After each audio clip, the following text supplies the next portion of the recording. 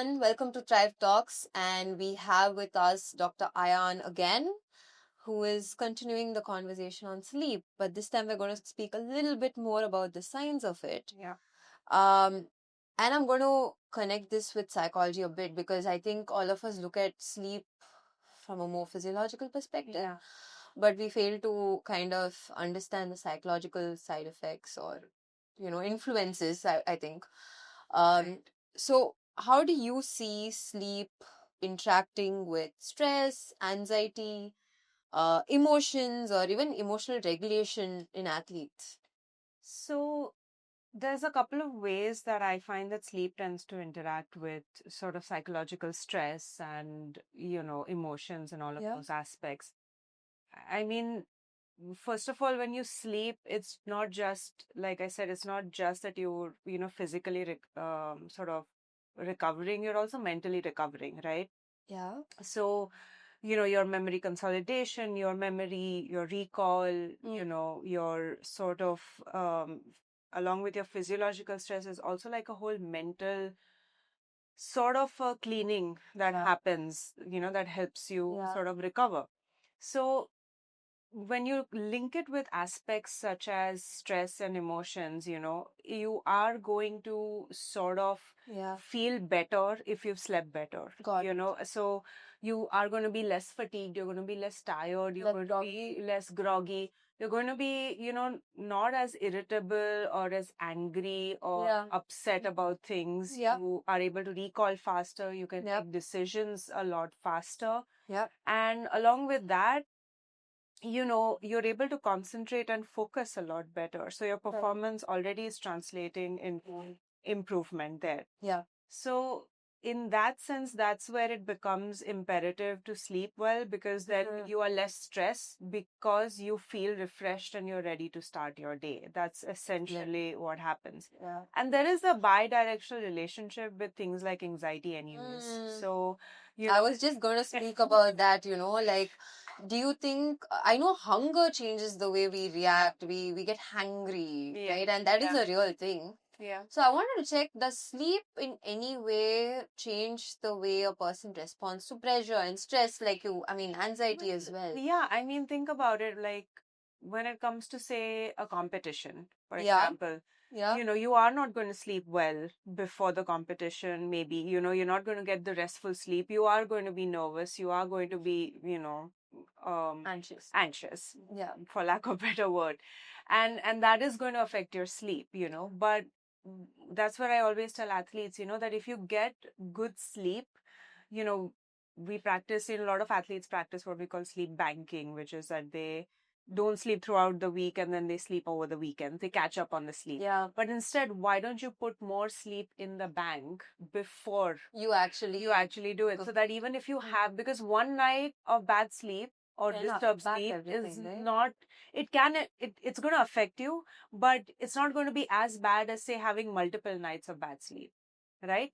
So sure, before a major tournament, you are going to be a little bit more revved up. It's going to take you a lot more time to calm down. Yeah. It's going to take a lot more effort to calm down, which Yeah. is fair. But then if you've banked up, you've sort of reserved a lot more sleep. So if you've been sleeping well throughout the week, then that rest is going to get accumulated and accumulated more. So the impact is definitely cushioned. Yeah. That makes sense. So Yeah, maybe it does. Yeah. maybe you're not performing at 100%, but you're performing at 70%. At least it's not Yeah. 30%. It's not at 30%. Yeah. Yeah. It's at 70%, Yeah. so you kind of like have that reserve within you. Yeah.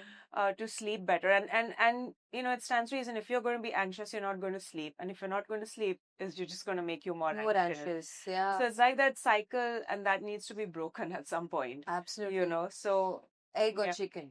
Egg or chicken. Yeah. That's what it is. And the thing is that, at least in this case, we know. Yeah. That if you do It is sleep egg. well, well, yeah, we know that if you do sleep well, the anxiety is going to be a lot less. In comparison to, say, if it's going to be, Absolutely. yeah. So you're going to feel that stress a lot less if you've just slept better. The recovery is just there for you. Makes sense. Yeah. Yeah. Yeah. What would you say is one subtle sign that the athletes nervous system might be running on empty.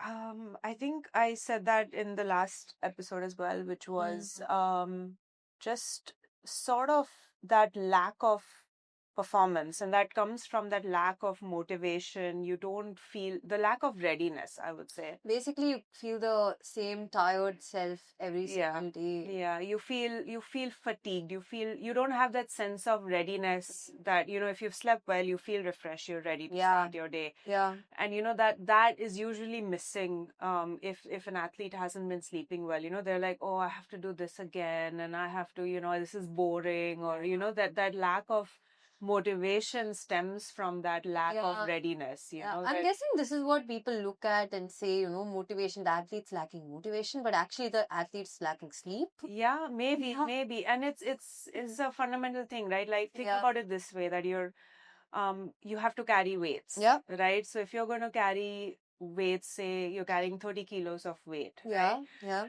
And then slowly you increase the load, at some point your body is not going to be able to carry that load, right? It's going to be Unless your you're ready, body's yeah. your body is going to tell him. Even the most biggest, like, best athletes, weightlifters, at some point the body's going to say, I can't do this I can't do much. it. Yeah. Yeah. Right? And that's exactly what happens with the sleep front, is that Yeah. we kind of go, after a while it catches up on you. You know? Yeah. So Yeah. one night, okay, 2 nights, okay. Especially if you're looking at performing and just not Yeah. surviving. I feel Yeah. like that's the drive quotient here. Exactly. Yeah. And some great examples out there who are talking about sleep. There's an entire series with Duroflex with Virat Kohli, where he talks about that. He says that he doesn't need other recovery tools as much. He He says, needs his sleep. yeah, if he gets good sleep, then he doesn't need that ice bath. He Yeah. doesn't need all those other recovery methods or tools Yeah. to kind of, sort of feel better, or, that muscle soreness isn't there Yeah. as bad. Yeah. So, after a while, that's going to, so I would say that lack of readiness, and lack of that motivation is one of the subtle signs that maybe the person is not getting Got enough it. rest. Yeah. Yeah. Yeah. Yeah. Makes sense. Makes sense.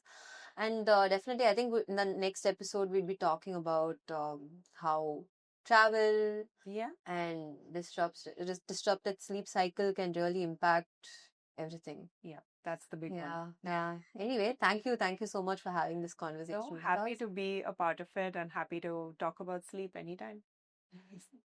Thank you.